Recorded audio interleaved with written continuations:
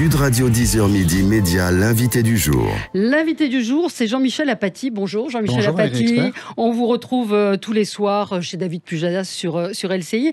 Aujourd'hui, c'est le journaliste politique évidemment qu'on reçoit et l'auteur de ce livre, Les Amateurs, les coulisses d'un quinquennat, qui est paru chez Flammarion. Burn-out, démission, trahison, panique. Oh, il s'en passe des choses. Hein, il s'en passe des choses. Alors, si vous avez un livre à lire sur les coulisses du quinquennat, c'est vraiment celui-là. Parce que parfois, certains autres livres se présentent comme vous révélant des choses. Celui-ci vous révèle, vous allez vraiment dans les petits secrets du pouvoir. Vous avez rencontré un certain nombre de collaborateurs du président de la République. Il y a énormément de choses dans ce livre. Déjà, ce titre, les amateurs, ce terme d'amateur, c'est Macron le premier qui l'a employé. Oui, je ne l'aurais pas employé sinon. Ouais. Le jour où il a dit ça, c'est le 12 février 2020.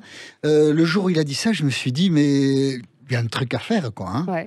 Si alors c'était Hollande qu'on avait qualifié d'amateur. Vous vous souvenez qu'il y avait eu... Oui, on peut qualifier les gens de l'extérieur de manière un peu désagréable, mais quand soi-même on dit à ses troupes, les professionnels vous critiquent, soyez fiers d'être des amateurs, on se dit, il y a quelque chose à faire. Ouais. Et puis c'est vrai aussi qu'Emmanuel Macron, n'ayant jamais été élu, n'ayant jamais mené une campagne électorale avant la campagne présidentielle, avait un petit côté amateur qui a plu aux Français. Parce que les professionnels d'avant... pas de la politique. Sauf qu'on se rend compte qu'il est entouré d'énarques et vous dites on aurait pu imaginer moins d'amateurisme. Oui, absolument. C'est-à-dire que l'appareil d'État, tout de même, les uns et les autres savaient ce que c'était et...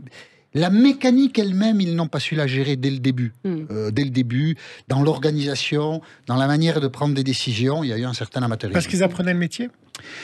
Parce que je crois fondamentalement qu'Emmanuel Macron, quand il est candidat à l'automne 2016, il a envie de bousculer la campagne, il n'imagine pas du tout entrer à l'Élysée. À partir de mars 2017, la victoire est plus qu'une possibilité, pratiquement une certitude. Il n'a pas réfléchi à tout cela.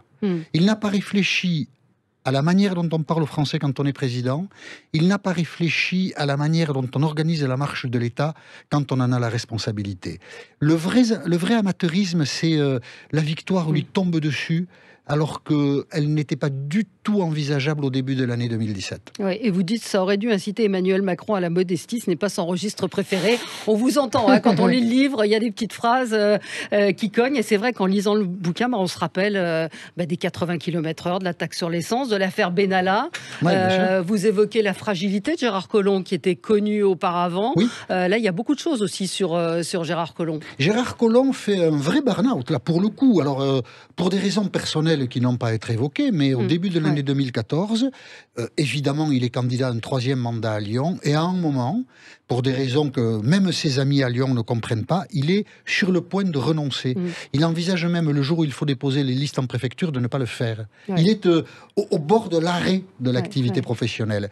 Et puis, il se requinque un peu, et quand il croise la route d'Emmanuel Macron, ça lui redonne un peu d'énergie. Mais au moment de composer le gouvernement, Emmanuel Macron et Alexis Kohler, secrétaire général de l'Élysée, connaissent la fragilité psychologique de Gérard Collomb et ils hésitent à le nommer à l'intérieur, qui est un poste où il faut être là, H24. Ils le nomment et ça ne va pas du tout. Pourquoi ? Gérard Collomb ne s'est pas fait au poste. Gérard Collomb a eu des rapports très difficiles. Pourquoi il le nomme, sachant qu'il y a un danger ? Emmanuel Macron a souhaité le faire. Gérard Collomb voulait être ministre. L'intérieur, c'est un poste prestigieux. Et Emmanuel Macron a expliqué, notamment dans un dialogue que je rapporte à François Hollande le jour de la passation des pouvoirs, je lui dois beaucoup. Et donc, Emmanuel Macron cède, alors que beaucoup de ses amis lui disaient... Au gouvernement, d'accord, pas là. Et à l'usage, effectivement, Gérard Collomb a plutôt été un ministre de l'Intérieur absent ou un pointillé que présent. Vous évoquez la relation, et ça, il faut vraiment le lire, la relation entre Édouard Philippe et Emmanuel Macron, qui est très intéressante d'un point de vue psychologique. Bien sûr. Et la question qu'on peut se poser aujourd'hui, c'est comment vous expliquez la loyauté d'Édouard Philippe aujourd'hui vis-à-vis d'Emmanuel Macron quand on voit les relations qu'ils ont pu avoir. Moi, j'ai découvert... Ils se détestent, ils se détestent, il y a une forme de domination. Ils ne s'entendent pas du tout. Hein. C'est deux caractères opposés. Pour donner une image, Emmanuel Macron, c'est Belmondo dans Le Magnifique, et Édouard Philippe, c'est Jospin avec un peu plus d'humour. Ça ne peut pas coller. Ça peut pas coller. Ça n'a pas collé. Pourquoi est-ce qu'Édouard Philippe a accepté tout ça? Parce que Édouard Philippe critique beaucoup Emmanuel Macron. En janvier-février, il y a des chroniques de Libération, parce qu'il est désœuvré, Alain Juppé a été éliminé. Et puis au mois de mars, à sa grande surprise, à lui, Édouard Philippe, Emmanuel Macron l'appelle et lui dit: est-ce qu'on peut travailler ensemble? Et Édouard Philippe capte tout de suite que c'est un accélérateur de carrière formidable pour lui. Et donc il va supporter beaucoup d'avanies, il va supporter beaucoup d'approximations et d'amateurisme de la part du chef de l'État, parce qu'il sait que il a quand même touché le gros lot. Et quand on touche le gros lot, on ne le donne pas à ses copains, on le garde pour soi. Et donc, il a construit une carrière qui lui permet à Édouard Philippe, aujourd'hui, de monter son parti politique et d'envisager sérieusement d'être l'un des acteurs les plus importants du prochain quinquennat, soit en soutien d'Emmanuel Macron s'il est réélu, soit en opposant à quelqu'un qui succéderait à Emmanuel Macron. Donc il n'est pas fou, Édouard Philippe, il s'est dit je vais en supporter, mais je vais engranger. Mais c'est un petit peu la règle. François Mitterrand et Chirac se sont rarement entendus avec leur Premier ministre. Ah non, pas du tout. Non, pas du tout. C'est pas la règle. En fait, les premiers ministres qui ont été nommés par les présidents jusque-là se connaissaient. Ils s'appréciaient ou s'appréciaient moins, mais ils connaissaient leur capacité politique aux uns et aux autres. Là, c'est l'inconnu total.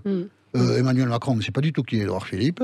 Ils ont fait 2 dîners ensemble Mitterrand auparavant. connaissait Rocard. Oui, bien sûr. Mais là, ils ne se connaissaient pas, effectivement. Ils connaissaient leurs qualités et leurs défauts. Là, ils les découvrent. Et ils les découvrent au premier jour, le 15 mai 2017. Les deux déjeunent ensemble. Pour la première fois en tête-à-tête. Ce sera leur seul tête-à-tête du quinquennat. C'est incroyable. C'est assez incroyable. Il y a plein de choses comme ça. Et là, le premier déjeuner, ils ont des désaccords importants déjà. Mais bon... Édouard Philippe, il ne va pas lâcher le morceau. Et Emmanuel Macron, il n'a personne d'autre. Donc, ils y vont. Vous dites les amateurs ne font rien comme les autres. S'ils nous font rire, leurs histoires peuvent être tristes. Oui, c'est vrai. Donc, on revoit l'affaire Griveaux, Buzyn, Ndiaye. Vous racontez également. Mais on ne va pas tout dévoiler. Moi, ce qui m'a intéressé et étonné, c'est 3 chapitres sur Nicolas Hulot. 3 chapitres sur Nicolas Hulot dans lesquels vous racontez la manière dont on n'a pas voulu voir les choses. Oui. Et dont la presse, d'ailleurs, et vous en êtes la victime aussi d'une certaine manière aujourd'hui. Votre livre se vend très bien. Il est en tête dans les ventes, mais j'ai vu aucune critique dans la presse. La presse écrite, non. La presse écrite néglige complètement le livre. Je ne sais pas, ça me déçoit. Vous avez une petite idée quand même de moi j'aime bien les journalistes. Il y a eu des petits papiers, mais dans l'Obs, il y avait un papier de feignant signé par un journaliste que je ne connais pas, qui s'appelle Julien Martin. Enfin, il a visiblement pas lu le livre, il attrape un truc... Mais ce que je raconte sur Hulot, personne ne le sait. Non, personne ne le sait. Et je vous promets que je relance beaucoup de journalistes, que j'essaye de dire... Mais vous avez eu des... Alors, peut-être pour nos auditeurs qui ne sont pas forcément au courant, vous revenez sur cette enquête qui a été réalisée par 2 journalistes du magazine Hebdo. C'était en février 2018, dans le article enquête dans laquelle on apprenait que la petite fille d'un ancien président de la République avait déposé une plainte pour viol contre Nicolas Hulot. Les faits sont prescrits, elle dépose la plainte 11 ans après avoir rencontré Nicolas Hulot, mais nous le découvrons en février 2018. Là, c'est vraiment un torrent de boue qui s'abat sur ce journal, sur les journalistes. L'enquête est qualifiée même vous dites elle est mal ficelée. L'enquête est brouillonne. Pourquoi elle est brouillonne? Parce que c'était assez clair. Il mêle 2 histoires d'un statut inégal, et puis sur la plainte pour viol elle-même, ils amènent peu de choses. Mais c'est pas ça qui est important. Mais il y a eu une plainte pour viol qui est rapportée, donc c'était quand même un fait marquant, un fait important. Le fait, c'est ça. Et en 2018, curieusement, la presse néglige ce fait. Ne cherche pas à comprendre volontairement.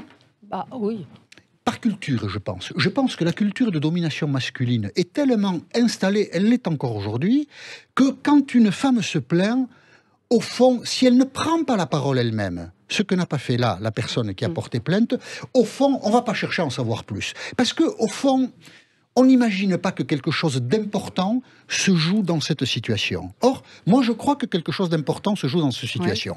Si on est chronologique, Nicolas Hulot fait en sorte d'intervenir médiatiquement la veille du jour où doit paraître le papier. Il est face à Jean-Jacques Bourdin sur BFM RMC. Bourdin n'a pas lu le papier, visiblement. Il ne connaît rien à l'histoire. Il donne l'impression de s'en moquer. Les seules questions qu'il pose, c'est à Nicolas Hulot, qui est l'objet d'une plainte pour viol. Le viol, selon le code pénal, c'est un crime, c'est pas rien. Les seules questions de Jean-Jacques Bourdin sont dirigées vers Nicolas Hulot. Vous souffrez, ça vous fait mal, vous allez démissionner, mais il ne questionne pas du tout sur la victime, comment il l'a rencontré, comment une personne, 11 ans après avoir rencontré Nicolas Hulot, se plaint. Et quand Nicolas Hulot sort du studio, c'est devenu la victime. Ouais. C'est un tour de passe-passe en termes de communication extraordinaire. Et tout de suite, Emmanuel Macron le soutient. Et tout de suite, Édouard Philippe le soutient. Et tout de suite, Marlène Schiappa le soutient. Et à partir de là, la presse s'intéresse plus du tout à la question. Mais vous avez la parole à ce moment-là. Mais je l'ai dit. Il a été un des rares, Jean-Michel Apathy, à soutenir les journalistes, à soutenir l'enquête publiquement. Je l'ai dit, et j'ai eu un tour de manivelle, une partie de manivelle avec Patrick Cohen dans C'est à vous. C'était ma deuxième question. Où j'essayais d'expliquer qu'il y avait quand même quelque chose dans cette histoire et qui méritait que l'on s'y arrête. Et Patrick Cohen s'attardait sur la prescription des faits, puisque la plainte a été déposée, les faits étaient prescrits, et donc la justice ne s'est pas enclenchée, mais la prescription des faits, c'est vrai pour Camille Kouchner, c'est vrai pour Vanessa Springora, c'est vrai pour Fanny Flamand. Donc quand ça nous arrange, prescription des faits, et puis à d'autres moments, non. Mais alors, pourquoi avoir voulu y revenir et est-ce que vous êtes frappé par... Est-ce qu'il y a eu des réactions? Est-ce qu'il vous a appelé, Nicolas Hulot? Alors, Nicolas Hulot, non, mais il y a des réactions. Moi, j'ai voulu y revenir parce qu'on ne peut pas dire dans le sillage de l'affaire MeToo qu'il faut être attentif à la parole des femmes qui souffrent de la violence que parfois des hommes commettent. À l'extrême de cette violence, il y a les féminicides, qui sont une préoccupation, mais c'est un tout, c'est une chaîne. Il faut prendre conscience de ce que peut être la violence que des hommes font subir à des femmes. On ne peut pas dire que c'est important, et puis quand un cas concret se présente, eh ben on ferme les yeux. Je pense qu'il y a un problème de culture, c'est-à-dire, en fait, on s'en fout. Mais est-ce qu'il n'y a pas un problème, Nicolas Hulot? Parce qu'on n'a pas hésité à attaquer Duhamel, on n'a pas hésité à attaquer Masnev, Patrick Poivre d'Arvor. Là, sur Hulot, on a l'impression qu'il y a une espèce de... La faiblesse dans l'histoire de Nicolas Hulot, c'est que la personne qui a porté plainte ne s'exprime pas. Oui, mais... Et donc, les journalistes, à ce moment-là, puisque la victime ne s'explique pas, ils ne s'impliquent pas. Ils ne cherchent pas à savoir. Et c'est très dommage. Mais vous avez enquêté, vous savez s'il y a d'autres victimes? Je ne peux pas répondre à cette question, parce que sinon, c'est une question que je ne peux pas traiter. Parce que sinon, après, on est dans l'accusation, voire dans la diffamation, donc je ne traiterai pas cette question. On peut être dans la supposition. De manière extraordinaire, unique, cette affaire-là, avec un témoignage que je révèle, que je n'ai pas eu, mais que je révèle dans des circonstances un peu complexes. D'une journaliste, Bérangère Bonde, qui a publié une biographie autorisée, très hagiographique, de Nicolas Sarkozy. De Nicolas Hulot. De Nicolas Hulot, pardon. Non, pas forcément hagiographique. Surtout, elle a un témoignage qu'à l'époque, elle comprend mal. Et ce témoignage, elle en fait état après l'enquête d'Hebdo. Donc, ça permet de raconter de manière assez globale l'histoire. Ça permet de comprendre que la rencontre entre la femme qui a porté plainte et Nicolas Hulot n'est pas liée au hasard de la vie, mais que c'est une volonté de Nicolas Hulot. Racontez alors ce que dit cet enregistrement. La victime est une photographe stagiaire à l'agence SIPA en 97. Elle n'a produit aucun travail photographique et pourtant, curieusement, quand il vend l'exclusivité du reportage sur sa maison en Corse, Nicolas Hulot demande au patron de SIPA que ce soit elle qui vienne, alors qu'elle n'a aucune expérience. Elle ne souhaite pas y aller seule. Il l'a choisi sur photo. Enfin, c'est ce que dit. C'est ça le témoignage nouveau. Ouais. Le patron de SIPA dit c'est sur photo. Pas pour son travail qu'elle a choisi, mais pour son visage. C'est terrible ça quand même. Cette jeune femme dit au patron de SIPA, je ne vais pas y aller seule. Il faut qu'un photographe plus capé m'accompagne. Le patron de SIPA en convient, mais... D'après le récit du patron de SIPA, et puisque j'ai pu reconstituer moi-même, Nicolas Hulot exige que cette jeune femme vienne seule. Et quand la jeune femme, qui finalement y va seule, ça n'était pas son désir, revient de ce reportage, elle confie les pellicules, à l'époque c'était des pellicules, au patron de SIPA, et elle lui dit... J'arrête le métier. Pas exactement le métier, je ne travaillerai plus dans les agences. Je ne ferai plus le métier que j'ai envie de faire de la même façon, et elle disparaît. Elle ne travaillera plus ensuite que pour des fondations, dans des cas très particuliers. Et donc, c'est une vie dont la trajectoire a été modifiée par la rencontre avec Nicolas Hulot. Je pense qu'aujourd'hui... Ça mérite de s'y intéresser. Comment ? Ça mérite de s'y intéresser. Bien sûr, je pense qu'aujourd'hui... Donc pourquoi est-ce qu'aucun journaliste n'a poursuivi ce travail? Pourquoi est-ce qu'il n'y a pas eu de... Je pense que certaines rédactions le poursuivent. Je pense d'abord que Nicolas Hulot devrait accepter de répondre à des questions parce qu'il y a un enjeu pour la société tout entière. On ne peut pas dire que la société doit être consciente des violences qui existent si, quand des cas comme ça se produisent, on les néglige à ce point. Pourquoi les journalistes ne suivent pas par paresse, par embarras, parce que la culture masculine est très forte. Moi, je diffère avec vous sur ce point, parce que je trouve que globalement, les médias ont été très à l'écoute de Vanessa Springora, très à l'écoute de l'affaire Duhamel. Parce que c'était facile. Là, c'est un peu plus difficile et il faut être à l'écoute. Et vous l'avez jamais recroisé dans cet avou? Il faut être à l'écoute. Ouais, c'est Nicolas Hulot. Non, j'ai pas eu l'occasion. Alors, pendant l'enquête, j'ai eu des contacts avec lui, mais... Et s'il venait à cet avou, très courtois d'ailleurs. Vous lui diriez quoi? Je sais pas, moi j'ai pas. Je pense que Nicolas Hulot doit répondre à des questions, mais il peut répondre à d'autres qu'à moi. C'est pas. Moi, j'en fais pas une affaire personnelle. Je pense que les journalistes devraient en revanche, notamment les journalistes de presse écrite, devraient en revanche se saisir de cette histoire, la raconter. Vous vous rendez compte que Nicolas Hulot, mercredi 29 septembre, sera l'invité des assises du journalisme à Tours. Ouais. C'est ironique quand même. Enfin. Il est invité là pour expliquer aux journalistes ce qu'ils doivent faire, peut-être est-ce nécessaire en matière de réchauffement climatique. J'espère que des journalistes l'interrogeront sur ce qui, à mon avis, doit encore être expliqué. Et pourquoi le faire? Nous devons prendre conscience de ce que sont les violences. Vous dites que la prise de conscience est faite lundi dernier, le lundi de la semaine dernière. Le Parisien signale à ses lecteurs, cette année, que Patrick Poivre d'Arvor a 74 ans et qu'on peut se rappeler de son anniversaire. Comme il ne s'était rien passé entre ses 74 ans, donc lundi dernier, et les 73 ans l'année dernière.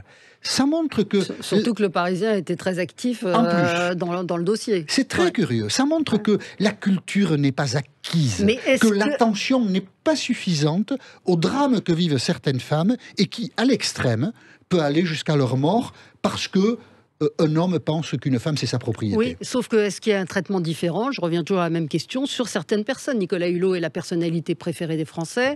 Patrick Poivre d'Arvor est une sorte d'icône. Vous voulez mon sentiment? Oui. Il y a plus une fainéantise et un manque de prise de conscience de la part des journalistes qu'un traitement particulier pour Nicolas Hulot. Moi, je pense pas, mais c'est notre désaccord du matin. Vous avez rencontré pas Sibeth Ndiaye, vous l'avez rencontré évidemment, mais Marlène Schiappa sur le sujet. Est-ce qu'elle a des regrets parce qu'elle s'est affichée très clairement avec lui au lendemain de ses accusations? Elle n'a pas de regrets. Elle n'a pas de regrets. Voilà. D'accord.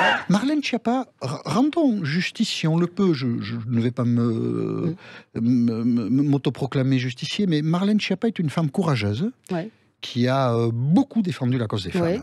On peut dire là que la solidarité politique a peut-être été une des raisons pour lesquelles elle n'a pas de regrets. Mais est-ce qu'il doit y en avoir une dans ces cas-là? C'est la question. Le président de la République, vous dites, a accueilli ça du... Il fait dire par son porte-parole, j'accueille ça avec une sérénité de marbre. L'un de ses principaux ministres est accusé de viol, et le président de la République évoque le marbre, froid, inaltérable. Je pense que le mot est très mal choisi. Très, très mal. Alors, choisi. vous disiez que vous aviez eu des réactions. J'en ai eu beaucoup, en privé. Hein. Oui. Ah oui, j'en ai eu mais beaucoup. De qui de quel type? De responsables politiques, des réactions qui parfois n'en sont pas. J'ai beaucoup diffusé le livre à des personnalités. Et après, je vais à la pêche. Vous avez lu, qu'est-ce que vous en avez pensé? Il y a des gens avec qui j'avais un dialogue régulier, avec qui je n'ai plus du tout de dialogue. Et qui ont disparu. Mais sur ce sujet-là, précisément. Sur ce sujet, uniquement sur ce sujet. Et le service juridique de Flammarion? Le service juridique de Flammarion a passé au peigne fin. J'imagine. Les chapitres consacrés à Nicolas Hulot. On a changé deux phrases. Oui, c'est assez factuel. Vous avez enlevé 2 phrases? 2 phrases ont été modifiées à la demande d'un avocat qui anticipe éventuellement des réactions. Et nous n'avons aucune nouvelle de personne. Mais j'ai eu des réactions de gens qui m'ont dit quand même, c'est une histoire qui mériterait un peu d'écho. Oui. Il y a des gens. Mais s'il y a d'autres témoignages, puisque vous dites que vous ne vous prononcez pas sur le sujet. Les témoignages de femmes sur ces questions sont très difficiles à faire. Les femmes qui sont victimes de violences sont honteuses, culpabilisées, fragilisées. Peur. Si ce sont des faits, peur d'être médiatisées, de ne pas maîtriser la médiatisation. Si ce sont des femmes, quand les faits sont un peu anciens, qui ont construit une famille, c'est leur famille qui est en danger. C'est très difficile. C'est très difficile. Il faut que nous prenions conscience d'une chose. Nous ne sommes pas assez attentifs aux violences que parfois des hommes font aux femmes. Et je pense que de ce point de vue, le pic de l'inattention, c'est l'interview de Jean-Jacques Bourdin le 8 février 2018. Qui n'avait pas Je lu... ne lui en veux pas. Non, il n'avait pas lu... J'aimerais que Jean-Jacques Bourdin convienne qu'il a mené cette interview comme elle n'aurait pas dû l'être. Parce que, non pas, c'est pas parce qu'il a été mauvais journaliste, c'est parce qu'il y a un enjeu important. Il est très difficile d'admettre intellectuellement, socialement, que quelqu'un qui entre dans un studio pour s'expliquer sur une plainte pour viol en ressorte comme la victime. C'est quand même un tour de passe-passe qui n'est pas bon pour la société. Il y a l'entretien aussi avec Mazarine Pinjot, qui a écrit un livre que moi j'ai lu, qui s'intitulait Se taire, qui est point par point l'histoire de sa cousine, enfin c'est de sa nièce. Alors Valérie... Oui, elle assure que non. Et elle assure que non, et on est obligé de tenir compte de sa parole. Si elle dit non... Mais quand vous rencontrez quelqu'un comme Mazarine Pinjot, ça dure un certain temps tout de même. Et donc, vous n'arrivez pas à lui faire dire, elle campe sur ses positions en disant non, ça n'a rien à voir, alors qu'on parle d'un prix Nobel qui viole une jeune photographe, que la jeune photographe est la fille d'un immense écrivain admiré par tout le monde, donc on peut faire des parallèles assez évidents. Qu'est-ce qu'elle a voulu dire dans ce livre? Pourquoi elle l'a fait? Mazarine Pinjot est une fille intelligente et sympathique. Et elle assure publiquement que le livre qu'elle a écrit n'a rien à voir avec une histoire qui s'est passée. Et voilà. Ouais, alors qu'il y a beaucoup de parallèles. La jeune femme arrête le job de photographe. Vous avez essayé de la contacter, cette jeune femme dont on ne va pas dire le nom. Et l'anonymat avait été respecté par les journalistes de l'enquête. Ça avait été révélé par d'autres. Vous avez essayé, vous, de la joindre? Vous savez, j'ai ma langue de bois, moi aussi. Oui, j'ai fait une enquête très complète. Vous avez fait une enquête très complète. Et vous ne répondrez pas non plus sur... mais on suppose qu'il pourrait y avoir d'autres victimes aussi. Non, je ne peux pas répondre à cette question. Vous ne pouvez pas répondre à cette question, parce que là, on tombe dans de la diffamation. Et puis, pour le coup, pour être... Mais vous pourriez écrire un livre sur le sujet? Pour être vraiment... Je ne l'écrirai pas. J'ai d'autres projets. Oui. Je n'écrirai pas de livre sur ce sujet, pas plus complet. Pour être très précis, l'histoire que je raconte me semble être une histoire... exemplaire, il y a des éléments qui, effectivement, donnent peut-être un caractère d'exemplarité, effectivement, à ce récit. Et bon, ça me semble avoir suffisamment de force pour que des gens s'y intéressent. Et j'espère que, grâce à vous, des gens s'y intéresseront. Mais journaliste complice ou journaliste sans pression et simplement feignant, comme vous l'avez dit tout à l'heure? Le mot feignant me paraît juste, parce qu'il est un peu ironique. Ça veut dire qu'il n'y a pas eu de pression de l'Élysée? Non. Je ne pense pas qu'il y ait de pression. Non, je pense que c'est un problème. Moi, j'ai ressenti une forme d'indignation dans l'occultation de la victime, dans la négation de la victime. Et puis dans la manière dont l'enquête a été accueillie, quand même. Quelques-uns des journalistes la ressentent, mais pas assez. Mais la manière, enfin moi je me souviens très bien de la façon dont l'enquête a été accueillie, et j'avais été très très étonnée de voir les deux enquêteurs qui sont des journalistes d'investigation, Laurent Veldiguier et Anne Jouan, se faire traîner dans la boue. Ça arrive assez rarement qu'ils aient l'entièreté de la presse contre eux. Donc je maintiens qu'il y a un cas Hulot, moi. C'est possible. Non, mais c'est possible. Après, on est dans l'interprétation. Moi, je ne veux pas aller sur ce terrain parce qu'au fond, ça me paraît moins grave que d'essayer de comprendre que nous n'avons pas conscience de ce qui se joue dans cette histoire. Globalement, la culture masculine est plus forte. Je voudrais juste vous donner un exemple. Le JDD, cette semaine, publie une interview de Claire Chazal.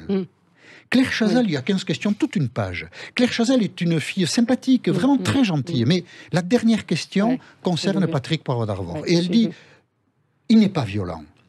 En disant cela, Claire Chazal, qui a le droit de le dire, bafoue des témoignages de journalistes courageuses qui ont raconté leur rencontre avec Poivre d'Arvor. Eh bien, ça montre que notre conscience de l'enjeu autour de ces questions des violences faites aux femmes est très imparfaite. Mais elle l'a peut-être pas connu violent, jouer l'avocat du diable. Non, mais elle a une phrase, j'essaie de retrouver... Elle a eu connaissance des témoignages qui sont terribles. Plusieurs journalistes, femmes, elle a le droit de pas y croire. Ont témoigné. Elle a le droit de ne pas y croire. Mais je trouve un peu dommage qu'elle ne laisse pas au moins une porte ouverte.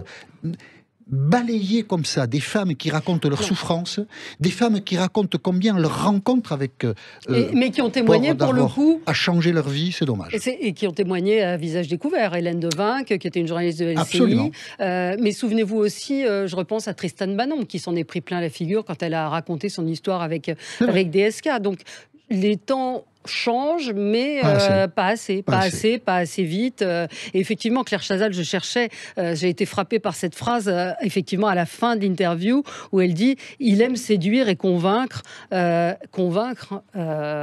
Tout le problème est là. Tout le problème est là. Moi, j'ai une dernière question, parce qu'on a le temps arrive. Est-ce qu'Éric Zemmour est un amateur? Est-ce qu'Éric Zemmour est un amateur? Oui, au sens où l'était Emmanuel Macron, il n'a jamais été candidat, il n'a jamais recueilli un suffrage sur son nom. Mais professionnel de la politique, finalement. Non, pas professionnel de la politique, pas professionnel de l'action politique.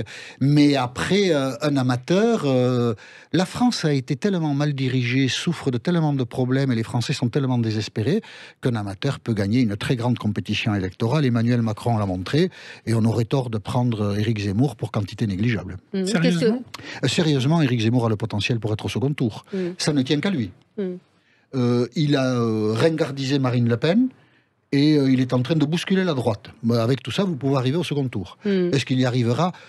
Je peux lui donner un conseil par votre intermédiaire? Allez-y. Qu'il arrête de dire que Pétain est un génie qui a sauvé des Juifs, c'est insupportable. Ouais. Sur l'ambiance politique du moment, vous qui avez un pays désespéré. suivi des campagnes... Un pays désespéré.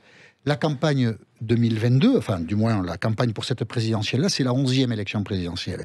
Est une campagne, je ne sais pas s'il y a un précédent. Il n'y a pas un personnage fort sur la scène, il n'y a pas un parti politique fort. Tout est mou, tout est flasque, tout est à construire. C'est de la pâte à modeler et le premier démagogue venu, donc nous en avons cité un, peut tout à fait modeler la pâte à sa façon. Mais ça, vous êtes d'accord que ça vient de Chirac et Mitterrand qui ont tué tous leurs successeurs dans l'œuf et qui n'ont pas créé une succession et que... Pas tué leurs successeurs, ils ont échoué à résoudre les problèmes auxquels ils étaient confrontés.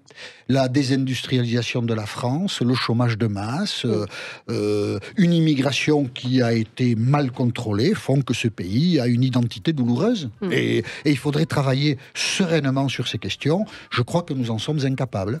C'est comme ça. Les amateurs, les coulisses d'un quinquennat, quand on dit les coulisses, c'est les vraies coulisses. Il y a vraiment des révélations dans ce livre et ça nous permet de nous rappeler, parce qu'on se rend compte qu'on a la mémoire assez courte. Quand même. Oui, on oublie vite. Mais c'est vrai que moi, le passage qui m'a aussi beaucoup intéressé, c'est les relations entre le Premier ministre, l'ancien Premier ministre et le Président de la République qui sont... moi, j'ai découvert des choses. Et puis, ces 3 chapitres sur Nicolas Hulot qui vous valent d'être boycottés peut-être par une certaine presse, mais en tout cas pas dans les librairies puisque vous êtes dans les meilleures ventes. Et pas à Sud Radio, je vous remercie Valérie de m'avoir invité. Jean-Michel Apathy, merci d'avoir été avec nous, c'est paru chez Flammarion.